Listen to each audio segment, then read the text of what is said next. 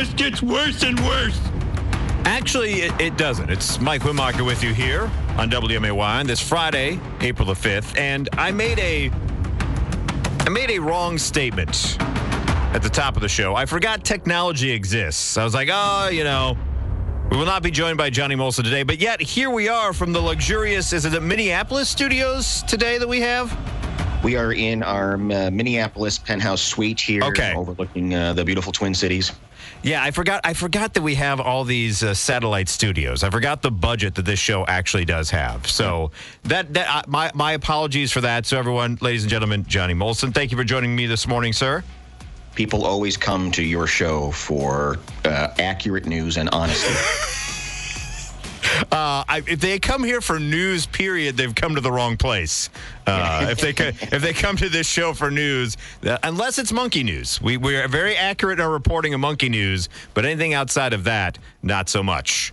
Speaking of monkey news, did you see? I had something else written down, but quickly. Yesterday we discussed there is one of those TikTok time travelers who said a bunch of stuff's happening in 2024, and according to this particular time traveler.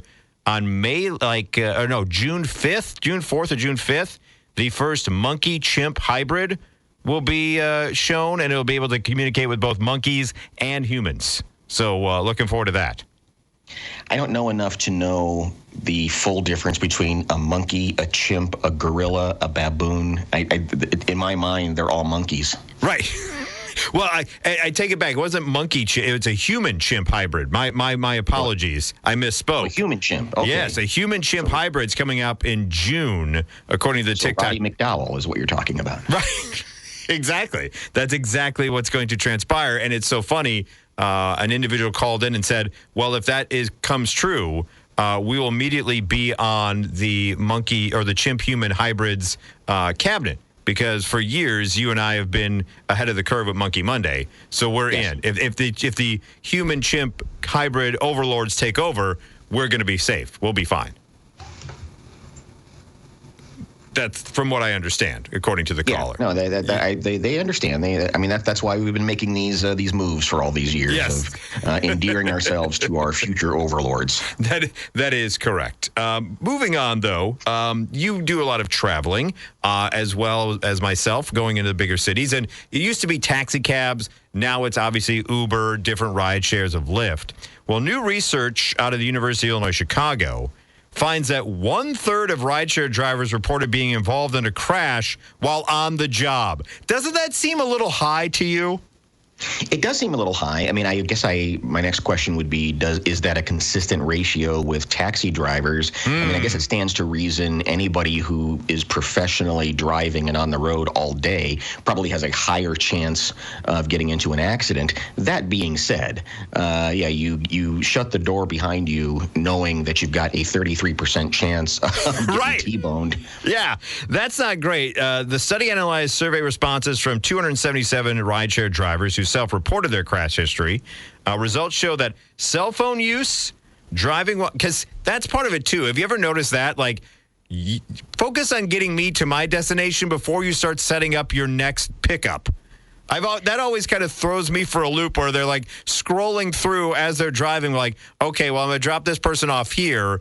Where's my next fare? That always kind of threw me off a little bit when I'm in a ride share. And I've certainly seen it where they've got one phone that is controlling their Uber app, and then another phone, they're getting calls from their girlfriends and whoever else, bookies. Right. And he's like, man, what are you negotiating up here?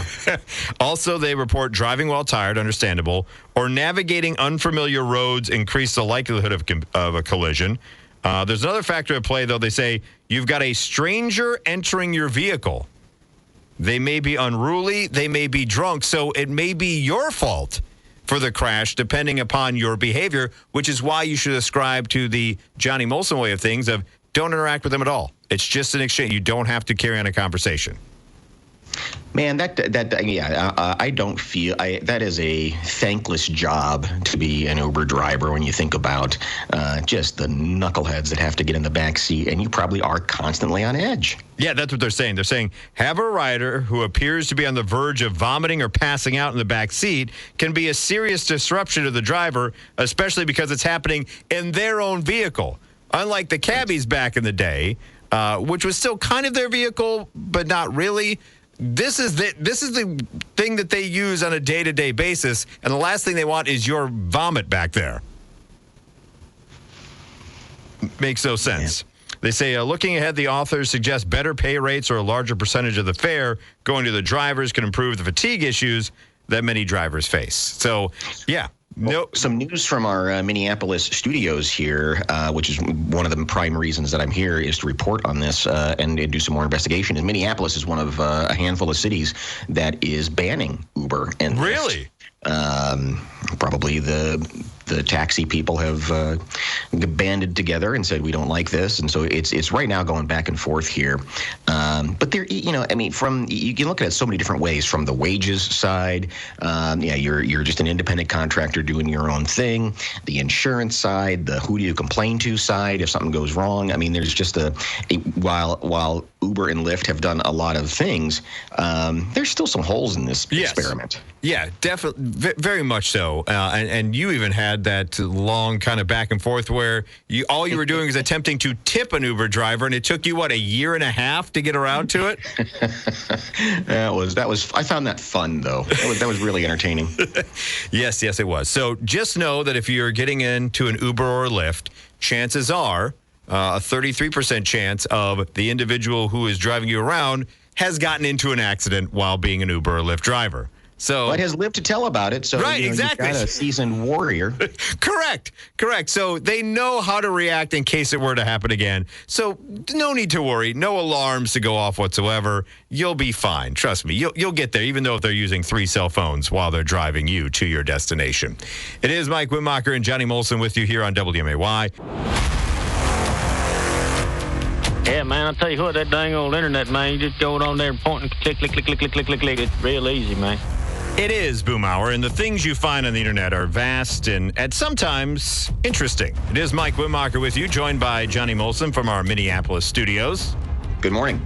And there was an article that I happened across from Slate where a woman writes an entire essay about how cutting in line is actually okay and how she's... How does she justify this? This is incredible. Yeah, and how she's perfected it. All right? So I'll lay it on you, and 217-629-7970 if you want to chime in as well. Here's the situation. She says, the first time I cut in line, I wasn't really thinking about it. I was in Las Vegas on vacation and had come across a book signing for Suzanne Summers. Right. Okay, I'm tracking with you. Okay. She goes, I had a little bit of a connection to Summers because a few years before, in the early aughts, I was editor-in-chief of the American Breast Cancer Guide, and Summers gave us an exclusive cover story about how she treated her breast cancer with a mistletoe extract that was not FDA approved. All of this is perfectly reasonable. Please keep going. Okay. Yes, exactly. Determined to meet her, I walked to the front of the line and said to the person who was about ready to meet Miss Summers, saying, hi, I have to say a hello to Susan because I was the editor-in-chief of a magazine she was in. I'll only take a minute. How? That's an incredible flex. So you have to really you got to have some cred before you can just go break in line, right? You got to have a reason. Is that what she's saying? Right. That's what she gets to. But how incredibly just brazen and kind of just look at me of saying, hi, I know you've been waiting here for a while, but I was an editor-in-chief of a thing called a magazine, and I've talked to Susan before, so please, I must talk to her before you, is basically what she's saying. I need to cut to the front of the line here to meet Debbie Gibson. We're engaged in my mind. Right, exactly. I have very intimate knowledge of her from her Playboy appearance, so I really need to get in there. She says, the woman grimaced, but let me through. She says, Suzanne was gracious. She remembered being in the magazine because at the time, no other consumer publication had wanted to cover her because of her controversial medical treatment. She insisted on signing a book for me and gave me a hug, providing positive reinforcement for my little bit of bad behavior. So now not only is she saying it's acceptable to cut, but since she was rewarded for cutting, then it's perfectly acceptable going forward because she got rewarded in this particular instance by getting a hug from Suzanne Summers. Yeah, it didn't go wrong, so it must be right.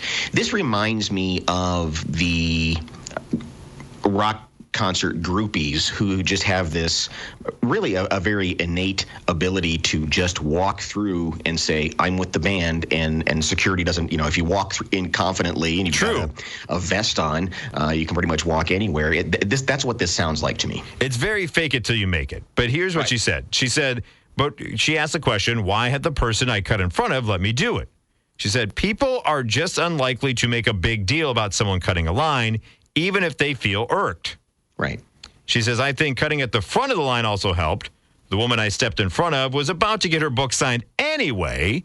If I had picked a different point of intrusion at the middle or the end of the line, whoever I had cut in front of would feel less optimistic about her chances of getting in. Okay, so she only inconvenienced one person. I don't agree with that. She inconvenienced the whole line. Correct. Her time that she took with Suzanne Summers is time taken away from the rest of the line. So saying, well, the reason why I cut that person is because they knew they were going to get it. Had I cut in the back of the line, then somebody may have gotten even more upset. She says, here's the other part of it, and this was actually from a study published in 1978. She said, when I asked to cut the line, I used the word because, which can have persuasive powers. According to a study back in 1978, they showed that giving a reason is the reason people will let you cut in line ahead of them. In that particular experiment, completed at the City University of New York, a researcher tried different tactics for cutting ahead of someone to use a copy machine, saying because I'm in a rush or simply because I have to make copies, increase their chances of being let through. Is it increasing their chances, or are we just a gracious people who say, oh, you're in a hurry? That's fine. Go ahead. I'm not in a rush. I mean, I will do that at the grocery store. It's like, I'm not going anywhere. Go ahead and cut in front of me. It's not a big deal. So I don't know that it's. Yeah, her whole premise is flawed here. Yeah, I'm with you. I think part of it is the gracious nature of people of if someone gives a reason, if they've gone that far, even if it's a lie, majority of us will be like, okay, that's fine. Like if I don't have anywhere to be, it's not that big a deal. Or if I know I'm going to get into whatever event it is, regardless, that's fine. They said chances improved in this study as well when the person asking to cut in line was a woman. The odds also increase if you show that you require minimal effort or less time. That's why the words, I have a quick question, can work to cut the line at a store or a bank. So instead of waiting in line, just walk straight up to the teller. Oh, I'm sorry, I have a quick question. This will only take a moment. And people, ladies, if you unbutton the top button of your blouse, then you're guaranteed to get in line. Right, exactly. She says, I've talked to people over the years about me cutting a line, and most tend to agree that they would let someone with one item go ahead of them in a supermarket, but they would also draw the line at more than a few items. Giving a medical reason also helps her. Now she's blatantly lying of giving a medical reason. Right. She says, I have to admit, line cutting has come in handy, even in non-emergencies, like when my daughter was sporting a rash after an overnight school trip and I got her a doctor's visit without an appointment before a holiday weekend. Now she's just boasting about being a line cutter. What a weird flex. She goes, but she does say, I'm always polite, I offer a reason, and I cut as close to the front as I can. As if that makes any of this better.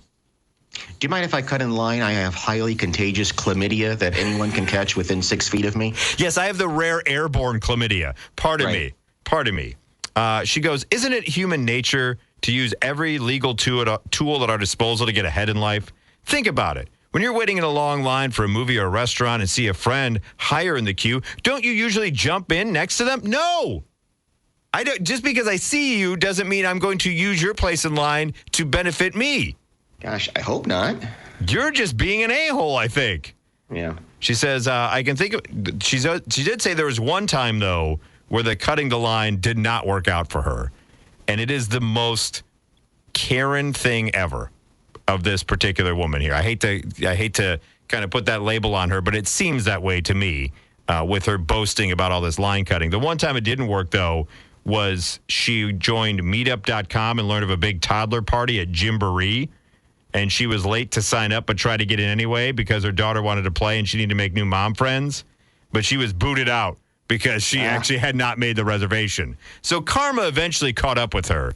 But when it comes to kind of just, I don't know, be courteous and don't worry about it. Unless you have an absolute necessity or reason that you need to get somewhere or your kid's about to have a absolute meltdown or whatever it may be, don't be a butthead like this person. Or airborne chlamydia. Yes, if you have airborne chlamydia, that is yet another reason. Or if you have, an intimate relationship with the person who is signing the autographs in your mind, that's another valid reason. This lady is promoting anarchy. I don't agree with this. Yeah, I don't either. I was just like, what are you doing? Like, I don't think just because you think it's okay, the rest of us do. I'm pretty sure the rest of us would say, yeah, not here. And I give her credit, though. She goes big. She goes to as close to the front of the line as she can. She doesn't bother with the people in the middle or the back of the line. Absolutely ridiculous.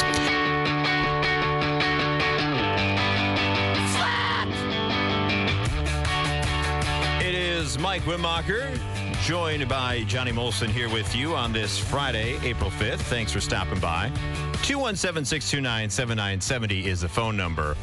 Debuting a new segment here of big deal, little deal, or no deal from this particular story, because everyone is all up in arms about this. It's a high school English teacher from Ohio, and the reason why everyone's all up in arms is because, get this, Johnny, she called out of work sick for 2 days to attend a concert in Nashville, Tennessee. What? Who would ever do such a thing of using sick days instead of vacation days to be able to go on a mini trip somewhere? How dare she? Man, I think everybody in some capacity has maybe fudged a sick day. I mean, they might be, it might be a headache where they could have made it in, but they go, and so I mean, I don't know. Is it really? Yeah, I don't know that this is a big deal. The woman is also a member of the Board of Education at another nearby school district. Oh, my goodness. Board members voted to keep her on unpaid leave until their next meeting when they will vote on her termination. Oh, geez. So they went straight like, no. They said she falsified sick leave and told several colleagues she was attending a concert in Nashville. Who ratted her out? So 217-629-7970 is the phone number. Look, that's the gamble. If you're going to fake a sick day, right, and you get caught, there's going to be ramifications. Truth. I don't know that termination is the ramification. Yeah, you're right. There is, and what are you doing? Couple things here. All right. I don't think it's a big deal. I think it's a little deal. I don't think it should be something that you're able to do on the regular, right? It's not something you should do. I think you bring up a great point, Johnny, of if you're going to take a sick day, you got to think things through, right? I know those of us who may or may not have at times, to your point, a headache or something you could have fought through, but you stay home, you immediately then go on lockdown. You don't leave your house. Like, even if you need to go grab something, it's like, nope, I can't because I called in sick and I don't want to be seen out in public. And you definitely shouldn't advertise it to work colleagues because you can't trust all those people. Yeah, wasn't there that woman a handful of weeks ago went to that Taylor Swift concert, and she was being interviewed on the news and threw a jacket over her head because she knew that if anybody caught her. Exactly, if someone had caught her. So 217-629-7970 is the phone number. Little deal, big deal, no deal. Hi, you're on WMAY. Where's her teachers union at with this? I can't believe that she's not in a union, and they're like, you can't just up and fire somebody. There's zero tolerance things, drug use, whatever. You know what I mean? Right.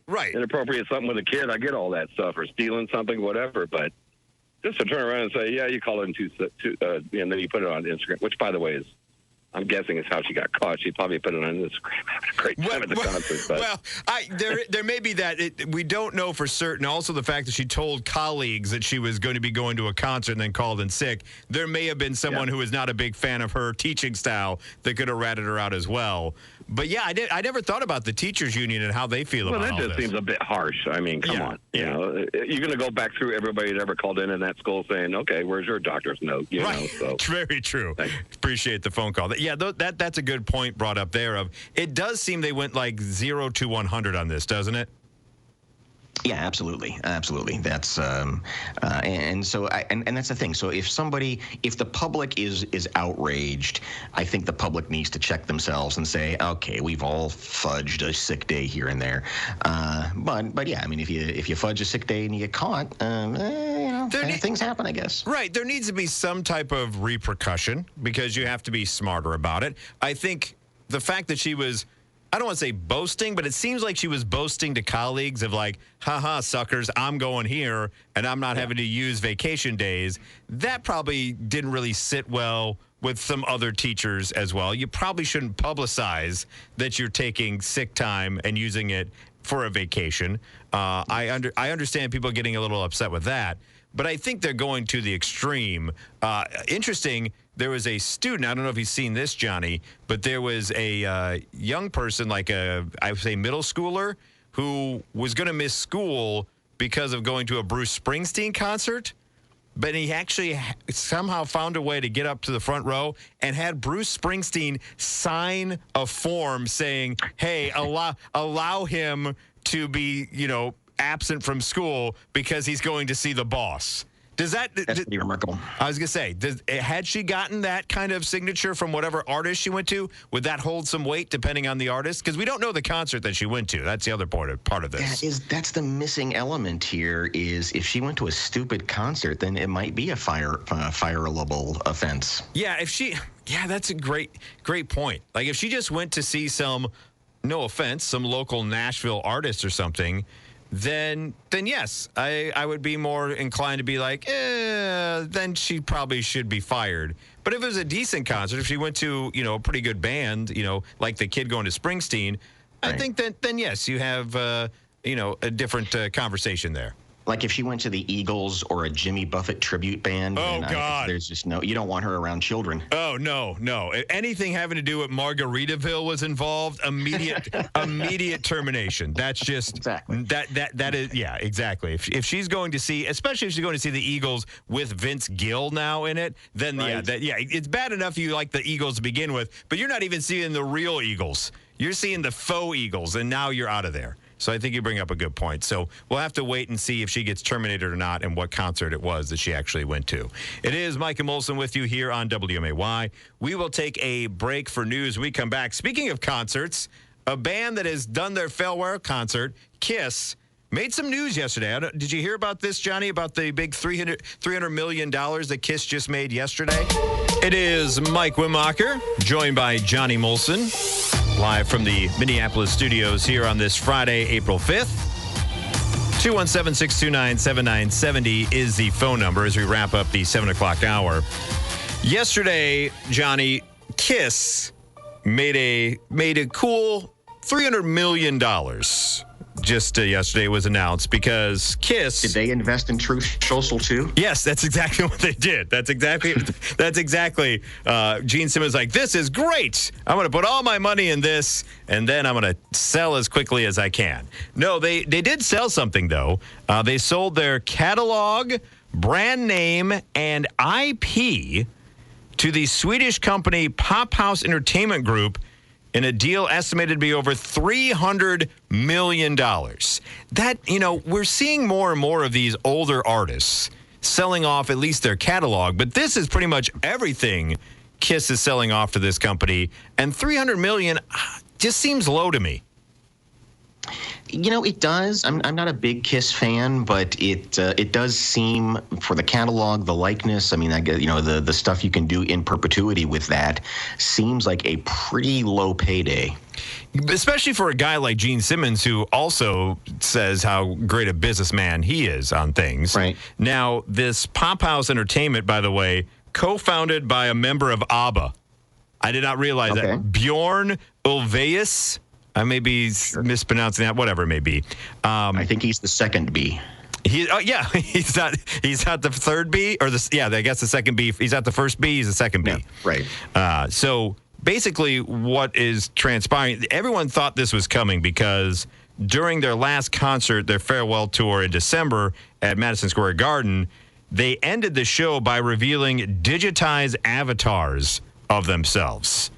Mm-hmm. And that is what they say is going to be something going forward. One of the spokesperson for Pop House said there's going to be a biopic that Kiss is going to get. There's also going to be some documentaries, a Kiss experience, and of course, the Avatar show. Which, is that really a concert?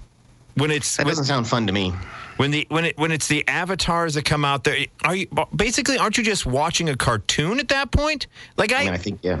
I understand the concept because ABBA has done it, the ABBA Voyage show in London, in which fans could attend a full concert by the Swedish band in their heyday as performed by their own digital avatar. But I don't think you're actually seeing a concert. You're just seeing a recording of some dumb cartoon. Yeah, I guess it's the shared event with a crowd of people all cheering and having a good time.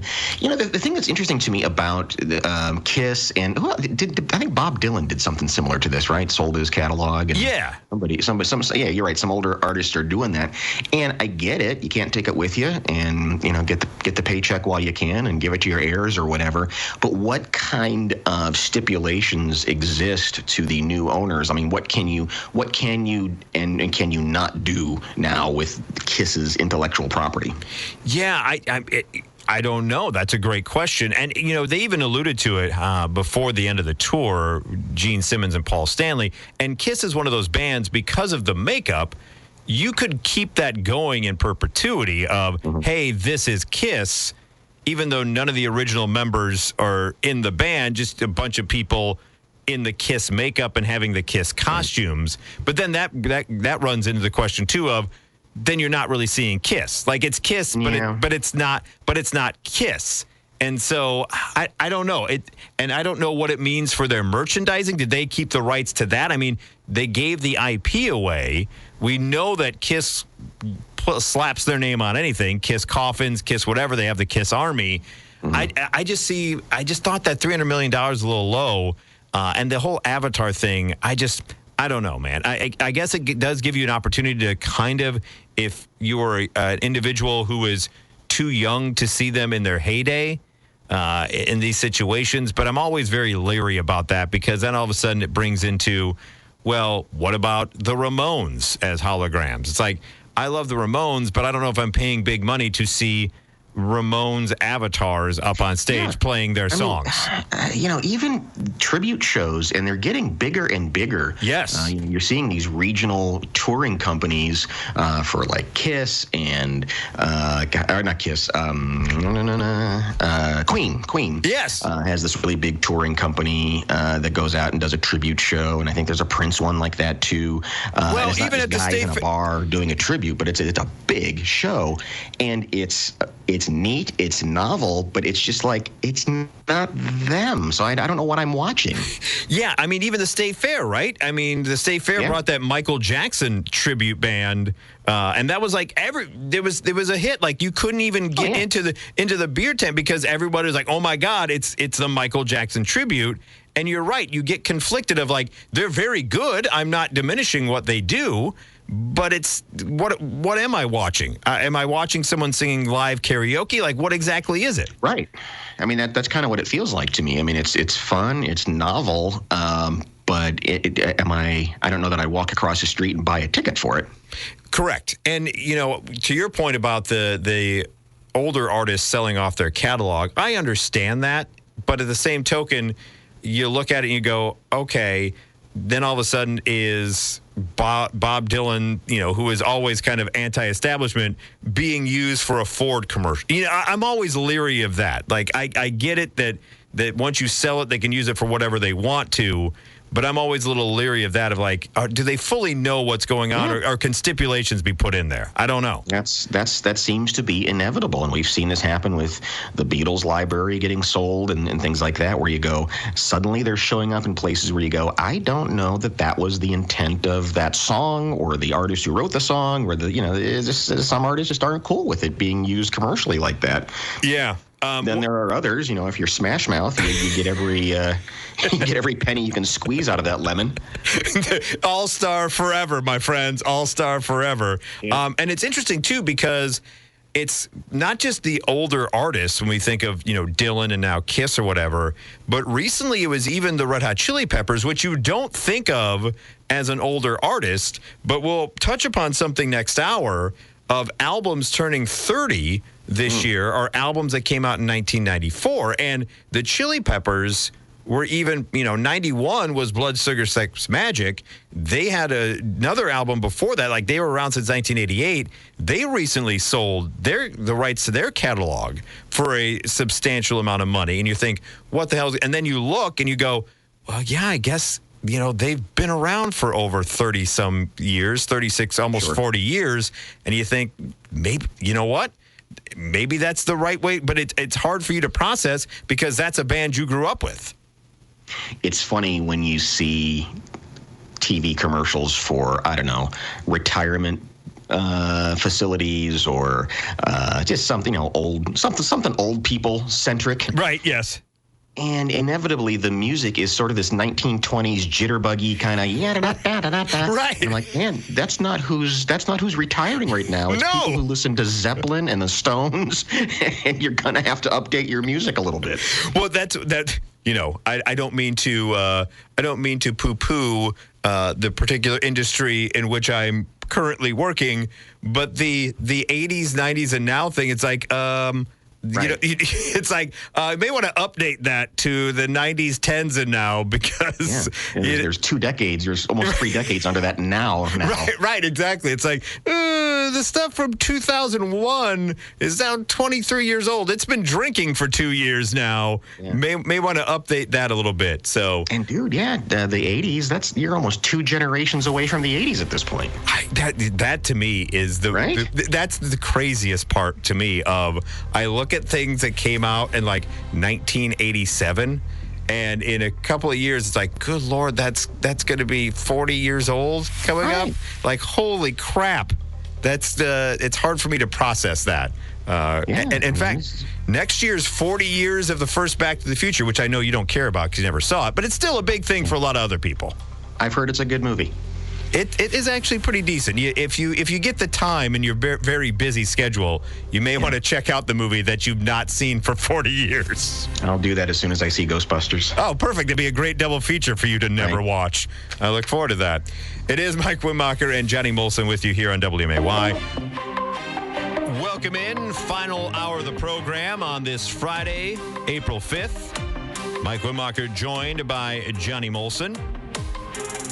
And when I go to Vegas, I don't know about you, Johnny. Have you been to Vegas? I guess is the first question. I have. Okay. When I'm there, I don't do a lot of gambling. I'm more there to take in the sights and all the other things. So I don't know if I believe in luck or unlucky when it comes to games of chance. But I will say that this particular gentleman, I think, has got an unbelievable luck streak going on. This is a gambler who won 3 jackpots in 3 hours at Caesars Palace in Las Vegas last week. Son of a gun. So I immediately start to question of, one, is Caesars Palace cool with him ever coming back into the casino? Because that doesn't, I understand they're games of chance. Yeah. And he was doing them, and it's hard to fix the slot machines. Trust me, I watch the Ocean movies. I know how difficult it is to do that. But it just seems a little weird to me to win 3 jackpots in 3 hours. And, oh, by the way, he won again early Thursday morning. That does seem like a good reason to ask questions or check the machines or do something. Yeah. But yeah, it's a game of chance, and the chance just happened to strike him 3 times. You hear those stories of somebody who wins the lottery and then 8 months later they win the lottery again. It's weird. It's not fair, but it's just that's the rule of random. Yeah, this time around, the guy hit a $692,500 jackpot on a Dragon Link slot machine. That's similar to the one that he won last week. Now, here is the thing, though. I didn't realize if I do gamble, I'm not a big slot machine person. It just is boring to me. I know they've tried to up the game with all the different themed ones, which always seems weird to see, like, Wizard of Oz slot machine. You're like, oh, match the ruby slippers. I'm like, is that something we're doing here? But apparently we are. Yeah, I mean, it's funny that there's one for everybody, too. It's like, here's the one for Tom Selleck fans. Yeah. It doesn't make any sense. The Magnum PI slot machine. Dun, dun, dun, dun, dun, dun, dun. Yeah. Yeah, when you get down to it, it's 3 or 5 spinning wheels that will land in a certain order. Or you get the bonus game, with the match the mustaches and win extra money. But here's the thing. I didn't realize, I guess because I'm, one, not a high roller, and two, I don't gamble very often. He placed a $2,500 bet on the spin. So just that one spin. $100. Oh, my gosh. Can you imagine just for a moment of every spin of a slot machine being $2,500 that you just go, hit the button, hope for the best? I can think of maybe in the time that gambling has become legal in Illinois, maybe 3 times I've just, I don't know, stuck $10 in a thing at the gas station just for fun. And even that turns my stomach. It's like, oh, what did I just do there? That was $10. Right, let alone $2,500. Oh, man. He placed a $2,500 bet on the spin, winning a jackpot top the roughly $668,000 that he won during last week's 3-win streak. So he was feeling it, and now between the big win Thursday and the 3 wins in a row, the guy's got $1.2 million. What the heck do you do? I mean, you really can't do anything. I mean, if it was blackjack, they could say, "Hey, we think you're maybe counting cards or something," right? And have an excuse to keep him out. I don't know that I don't think they have that leg to stand on. Unless they're seeing him, put in some type of card or something. But it seems like the Caesars Entertainment spokesperson told USA Today that, quote, the guest declined to publicize a name and asked to remain anonymous. The company said that the player has had, quote, an incredible run, unquote. Yes, I would think so. But yeah, you're right. Even if it's roulette, you can maybe say, does he have a magnet? Whatever it may be. How is he doing all this? If it's some type of table game, craps, does he have a loaded die? Whatever. But on a slot machine, I don't know if they can kick him out. But I guess they don't really want to. Of how much $2,500 spins has he lost previously? I guess is the question. How many times, when you've been in Las Vegas, how many times, and it happens here too, when you're at a restaurant and you see somebody sitting over there at the thing, and you look at them and go, you shouldn't be doing that. You can tell they have that haggard look, yes. Like this is going to mean rent or no rent. Correct. And I don't know what you do. You look at them and you go, I can tell just by looking at you, you shouldn't be sitting there right now, and your life is about to get worse. And what do you do with those poor people? That's the dichotomy of Vegas that most people that they don't show in the what happens in Vegas stays in Vegas, because you're having that great time, you're having fun or whatever, and you're right. You walk through the casino floor, and even in the nicest of casinos, there's still those 1 or 2 people where you go, eesh. I hope they hit something, because if not, it's going to be bad for them and their family going forward. You go down there for breakfast, and it's 8:30 in the morning, and you can tell that somebody has been sitting there since 10 o'clock the previous night. I mean, they look like they're about to fall over, and you just go, oh, my Lord, you've got to get help right now. Yes, or you walked through at about 4 in the morning, like maybe you've had a lot of fun. You went to a show or whatever, and then had like a late night at a speakeasy, and you're walking through to get to your room, and there's inevitably that person with just a whole 6-pack of Red Bulls next to them that has been up for 24 straight hours thinking this next spin is going to be the one, not realizing that even if they hit the big jackpot, they're just about to break even. That's about it. Yikes. Nothing good happens. No. If you don't go in with a mentality of, all right, here's $300 and this is my fun and I'll lose it and that's all right, I'm having a good time. If you go in there thinking that this is a money-making thing, you are going to be so sad. Yes. And I would not recommend, despite this guy's epic run of luck, I would not recommend putting $2,500 for one spin on a slot machine. Probably not a real great investment. It is Mike Wittmacher here with Johnny Molson. We'll take a break for news. We come back. The most overrated superhero of all time. It is Mike and Molson with you here on this Friday, April the 5th. Appreciate you taking a little time to join us here this morning. I know, well, I'm a big superheroes fan. Johnny, you kind of tolerate the superheroes, I think? Only when I need them. Okay, yes. Everybody gets one, as it were. Right. And so 217-629-7970 is the phone number. The most overrated superhero is what we'll be discussing, because I saw this come across the wire today. And I guess I get it, but I don't get it. In the fact that Superman, right? Everyone loves themselves some Superman, but I find him the most overrated superhero and the most boring one in the history of superherodom. But a Superman issue of Action Comic #1, which introduced the world to Superman, just sold at auction for $6 million yesterday. Good morning, America. Wow. A single comic book for $6 million, making it the most valuable comic book in the world. It tops an issue of 1939 Superman #1, which sold for $5.3 million back in 2022. Apparently, Action Comics #1 is exceedingly rare, with just 78 copies tracked by the CGC, I should say, the service that authenticates and grades the condition of comic books. The service believes there are around 100 in existence, total out of 200,000 initially printed by National Allied Publications, became DC Comics. So tell me more about your issue with Superman. I don't have he's not my favorite, but I don't necessarily have a beef with him. He's so damn boring and white bread. There's no real like drama to Superman, right? His parents got blown up. What's that?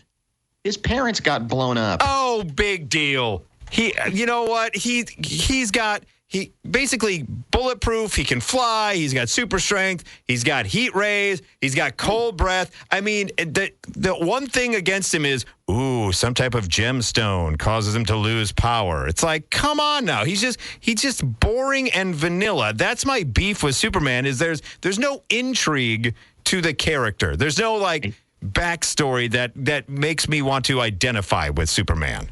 I think you're forgetting that he also has the ability to fly so fast he can turn back time and rescue Lois Lane from an earthquake. I forgot about that. There's nothing that he can't do, it seems like. It's really one of the worst climaxes of a movie. It's like, really? You turn the rotation the other way and time goes backwards? Yes. That's how it works. That's how time travel works. That's not how things work. If you'd seen Back to the Future, that's what Marty McFly does as well. He drives a DeLorean so fast it turns. You know what? That's more believable. Getting into a damn DeLorean and fly and turning and going back in time. I can buy that more than I can buy reversing the rotation of the planet. But yeah, that's my beef with Superman. At 217-629-7970, overrated superheroes. To me, it's just, and the other thing about how easy it is for him to disguise himself also bugs me. The fact that all he has to do is put glasses on and no one sees the similarity between Clark Kent and Superman, that also bugs me a little bit. Other superheroes have to jump through all these hoops to make sure their secret identity is never shown. But Superman just goes, well, I'm just going to put glasses on and be boring me, and no one will know the difference. In a suit. Yeah, a suit, and all of a sudden, now he's also a reporter. And why is it that superheroes always work for newspapers? Is the other thing too? Is that apparently that was the big thing back when they were first introduced? Because Spider-Man is also, takes photographs for the Daily Bugle there. Mm-hmm. Yeah, that's a good point. Yeah, so it's like that's my beef with Superman. It bugs me that he's the one that has, and I understand the rarity of the comic itself. The fact that there's not that many left around, that drives up the value. Yeah. But the fact that it's a Superman comic that has the record, for some reason, it bugs me more than it should. I don't know. Well, and I can at least appreciate, okay, here's really kind of the archetype of what a superhero is. Somebody went through some sort of tragedy early in life, or something happened that changed them on this new path, the hero's journey, and they feel like they've got to right all the wrongs. So it sort of starts that story of the modern myth of superheroes. So I can understand the value of it. I'm surprised you don't have a bigger beef with Aquaman. Oh, but that's an easy target. I mean, Okay, all right, fair. he's not overrated because everybody makes fun of Aquaman. Okay, Right? okay, all right. Aquaman has been made fun of so much, to be honest with you, Johnny, that there's kind of been a turn in the comic book community of just feeling so sorry for him for being bagged on for so long, and rightfully so. I mean, unless someone is drowning, Aquaman's not a lot of help to you when it comes to things. So I don't have as much beef with Aquaman as others do, because he's been made fun of for so long. You just go, God, I feel sorry for you. Now, let me ask you this. I waver back and forth with Batman. I think sometimes Batman gets more flowers than he actually deserves because he's actually just a rich weirdo at the end of the day. Yeah, Batman's an interesting one because he's a superhero without powers. His power is his money and I guess he does have a pretty good intellectual capacity and an ability to solve mysteries because he's kind of a detective at heart. But you're right. He's a superhero without any superpowers, which is why I think he gets more flowers than he deserves because people are so like, oh, that could be me if only I had money. Well, it can be you. Any superhero can be you. First, your parents have to be slaughtered in a horrible way. Correct. That's usually the first thing that needs to happen. And yeah, you've got to be a loner. Yes. Or you have to be like a person out of time, like Captain America, right? He is one where he's doing something for his country and he gives the ultimate sacrifice, and then he's, found years later, and he's, to your point, he is kind of alone in that particular instance. Also, part of it to be a superhero is when your parents get horribly murdered or your loved one, they have to give you a nugget of advice that sticks with you the rest of your time as a superhero, i.e., with great power comes great responsibility. Did Scooby-Doo have a name when he was teamed up with the Blue Falcon? Yes, he was. Oh, was it Dynamite? Yes, that was his. Yes. That was not Scooby-Doo. It looked incredibly like Scooby-Doo, but in fact, it was not. That was Dynamite and Blue Falcon. And what a dynamite drop you have right there, Johnny. That takes me back to the USA Cartoon Express Sunday mornings on cable with Dynamite and Blue Falcon. I thought that was Scooby-Doo. There's no Scooby-Doo connection? Scooby-Doo and him ran into each other, but they're not related. It's not like Scooby. Was it Scooby Dumb? Was that actually one of Scooby-Doo's cousins? Was Scooby Dumb? Probably. Wasn't he the one that had like that wore the hat and just kind of like fell into things? Yeah, like a hillbilly. Yeah, he was Scooby Dumb, and then and so I think the only kind of relationship, or the only kind of relative Scooby-Doo had was Scrappy-Doo and Scooby Dumb. I don't think Dynamite was related, although they looked similar. Dynamite was gray. And Dynamite also was like Inspector Gadget, basically. Right. That was the other part of the whole equation. And I don't know.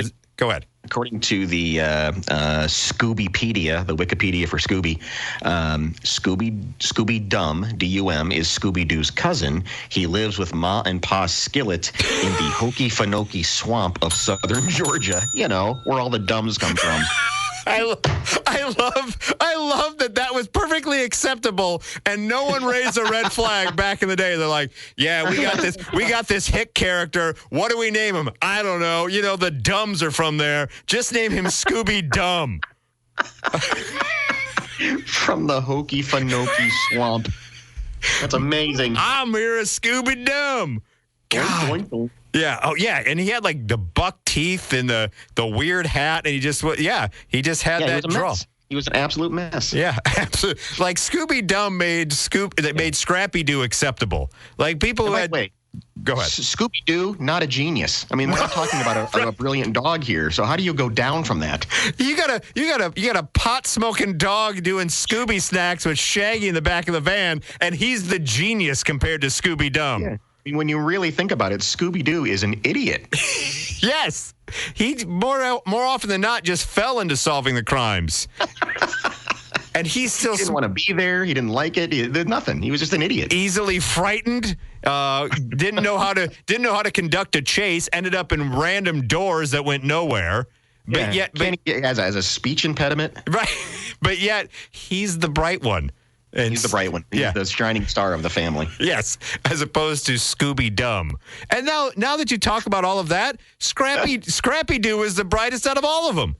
Scrappy actually had it together, didn't he? He did. For as much flack that he's gotten, I think Scrappy was adopted. In the Doo family, in the Doo and Dumb family, Scrappy is the smartest of them all.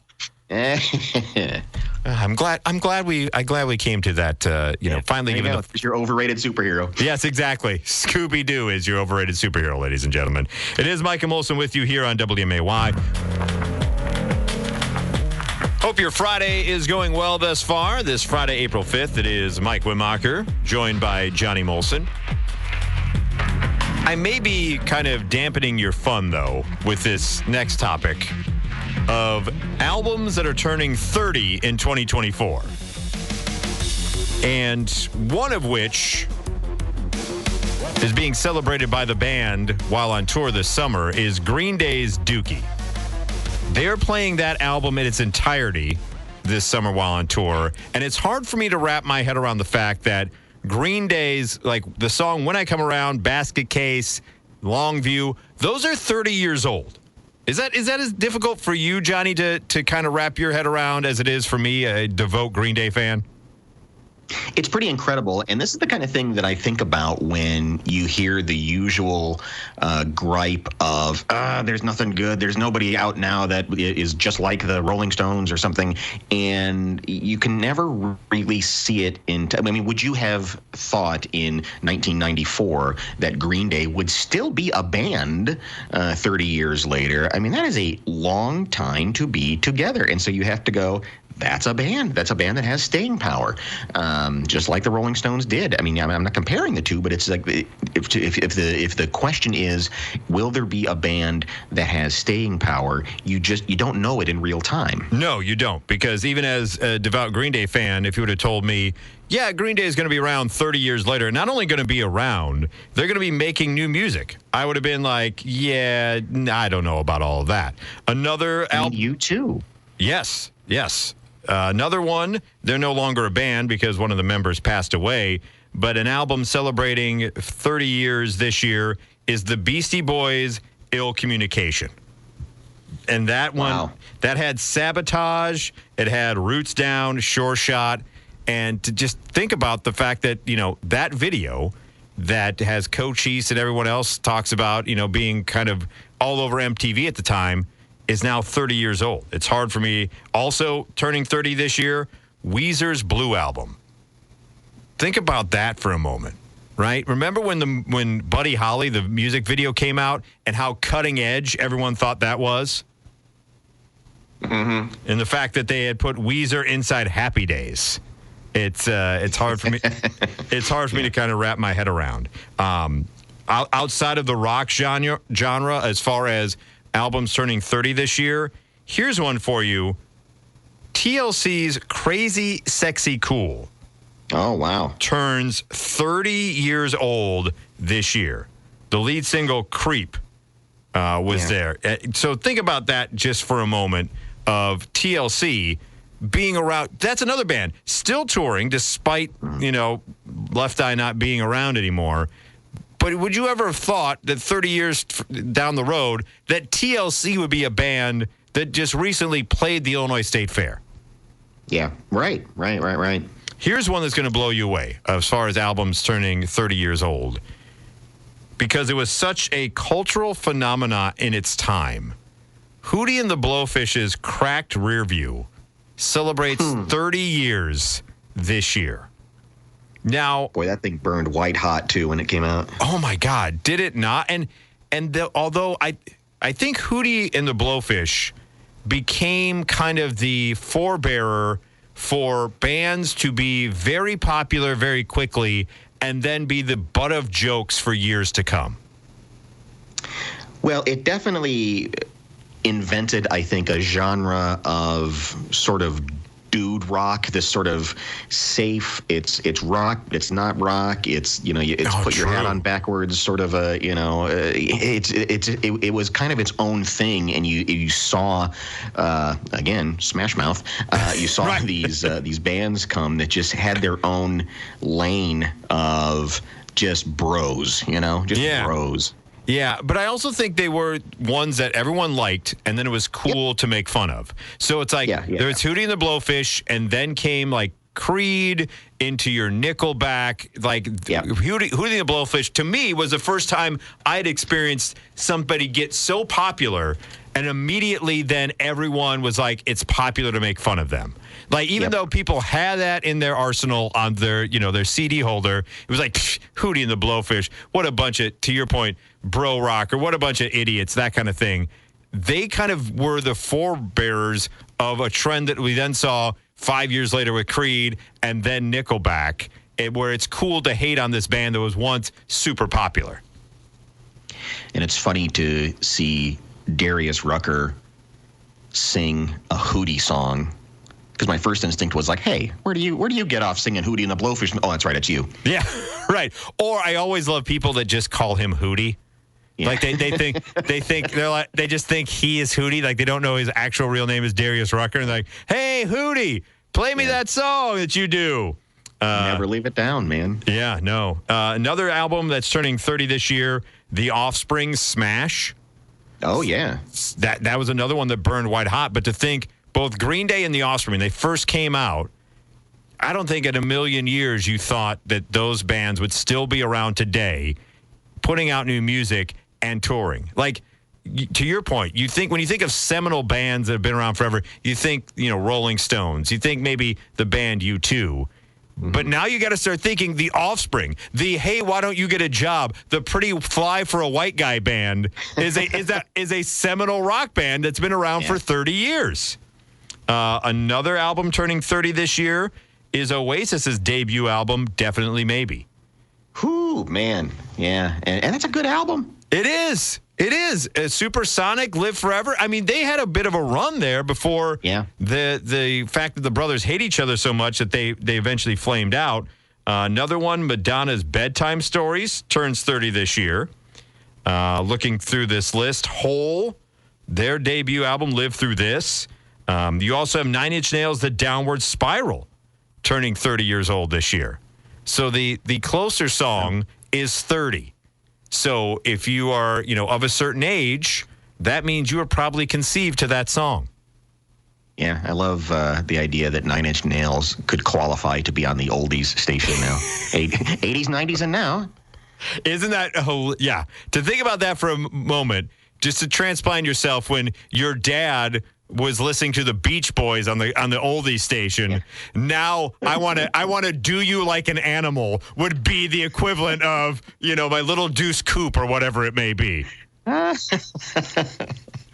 Coming up this hour, we've got Frankie Valli in the Four Seasons. We've got Huey Lewis in the news, and Nine Inch Nails will get you toes tapping. Remember those days? Remember the high school dance with Nine Inch Nails, Downward Spiral? It's coming up next. The Sock Hop. And finally here, you can find the whole list, various different ones. Yard Barker had a whole list of things. But another one that sticks out to me is Johnny Cash American Recordings turns 30 this year. That was when he first partnered with Rick Rubin and kind of had himself a bit of a career rejuvenation at that time. And boy, those Johnny Cash albums done with Rick Rubin, there is a visceral emotion in the voice of the Man in Black in those particular albums that are really, I still listen to them to this day. Yeah. It is Mike Wimacher here with Johnny Molson. We'll take our final break of the program. When we come back, I don't know if you've heard this or not, Johnny, or the listening public, but there is a big thing happening in the sky on Monday. And no kidding. Yeah. We'll talk about it and see how excited you are about it and what your plans are to maybe possibly view it. It's all better get Jennifer Fluzinski. Hamburger. Mike Wimacher and Johnny Molson wrapping up the show here for this Friday, April 5th. Don't forget, Mike and Molson, Too Good for Radio podcast. New episode's going to be dropping later on today. Make sure you like, share, and subscribe. Find it wherever you find your podcast, and like Mike and Molson on Facebook as well. I don't know if you realize this, Johnny. We mentioned it before the break, but on Monday, something pretty impressive is going to be happening in the skies as we will be having a total solar eclipse. Are you excited about this particular phenomenon? I know how much you enjoy space and what goes on up there. It's a pretty remarkable thing, you know. It wouldn't take much. It's amazing that it happens. If the moon were a little smaller or a little further away, none of it would happen. I mean, it is the perfect size to perfectly cover the disk of the sun and create this event. And they're warning, though, that all these people who are traveling across North America to get the best view of the solar eclipse, by the way, they're saying about 200,000 people will be in Carbondale for this thing. It's craziness. Just out of curiosity, I looked up to see if there was a hotel room open in Carbondale. There were 2 rooms left at the Hampton Inn, and they were going for $1,300. What? At a Hampton Inn. In Carbondale. Good Lord. Well, you know, breakfast is included. Well, that's true. That's one really tasty waffle they have down there that you have to make yourself and use a cup full of and make sure you don't put too much of the batter in that cup to then pour into the actual waffle maker there. There's a nice plate of wet eggs. Yes. But yeah, I mean, we're talking about a path that's about 115 miles wide. That's what they said. Yeah. Stretching from Texas to Maine, and we're still unclear as to how much cloud cover there's going to be on Monday. Yeah, that's what they're saying. They're saying because the size of the sun is unknown, the width of the zone of totality may be slightly narrower than previously predicted. So some spots that were previously believed to be within the zone may be just outside of. Can you imagine driving all that way or making all those plans and you aren't actually in the path of totality? They said this difference would affect cities on the very edge of the path of totality where blanket predictions are difficult regardless. A few city blocks one way or the other could mean 20, 10, or 0 seconds of totality. They said uncertainty in the Earth's rotation could also affect eclipse predictions on this level. So they say to make sure you have the best chance of seeing the total solar eclipse for as long as possible, an expert recommends getting as close to the center of the zone of totality as possible.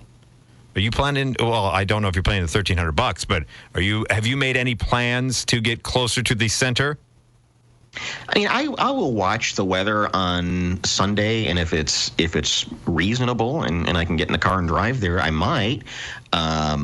But I mean, me and a 250,000 people too. I mean, it's really kind of crazy when you think about this little stretch of land. Right. A city the size of Carbondale. I mean, you know, there are some major cities along the way, but there are also just a lot of little farm towns that are just going to be glommed with people. Well, yeah, they were saying that the Canadian side of Niagara Falls has declared a state of emergency.